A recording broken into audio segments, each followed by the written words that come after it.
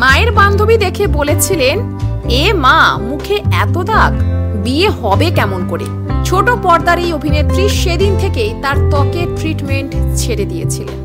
মনে করেছিলেন তার মুখের দাগ থেকে শুরু করে তিনি রোগা নাকি মোটা, কালো নাকি ফর্সা, এটা কোনোদিন পরিচিতি হতে পারে না।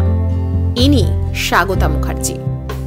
মনে পড়ে সেই ছোট পর্দার দুর্গা সিরিয়ালের কথা, যেখানে অভিনয় করেছিলেন সন্দীপ্তা সেন।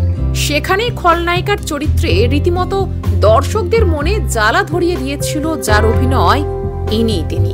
সেই সময় তো অনেকেই ভেবে নিয়েছিলেন বাস্তব জীবনে স্বাগতা এমনই ভিলেন। স্বাগতাকে দেখবেন বেশিরভাগ ক্ষেত্রে চ্যালেঞ্জিং চরিত্রে, আর সেই চরিত্রে নিজেকে বেশ মানিয়েও নেন। অথচ তার ত্বক নিয়ে কত কটাক্ষ শুনতে হয়েছে, তাও আবার কাছের মানুষদের থেকে। শুধু অভিনয় নয়, অভিনেত্রী কিন্তু ভীষণ সুন্দর গানও করেন। লেখাপড়ায় ভালো ছিলেন, স্বপ্ন ছিল দুটো। তিনি গায়িকা হতে চেয়েছিলেন আর হতে চেয়েছিলেন শিক্ষিকা।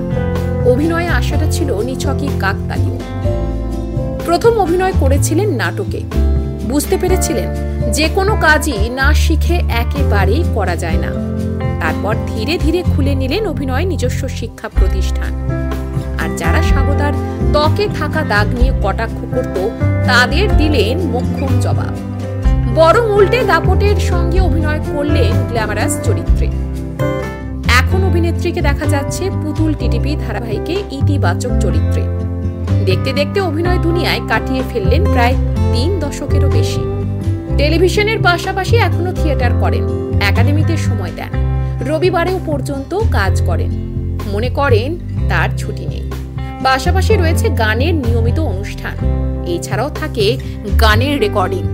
জীবনটা হিসেব করে বাঁচেন না, আনন্দে বাঁচেন।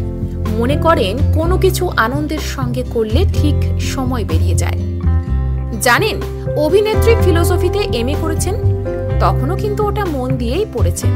আসলে স্বাগতার কাছে জীবনের দর্শন খুব পরিষ্কার।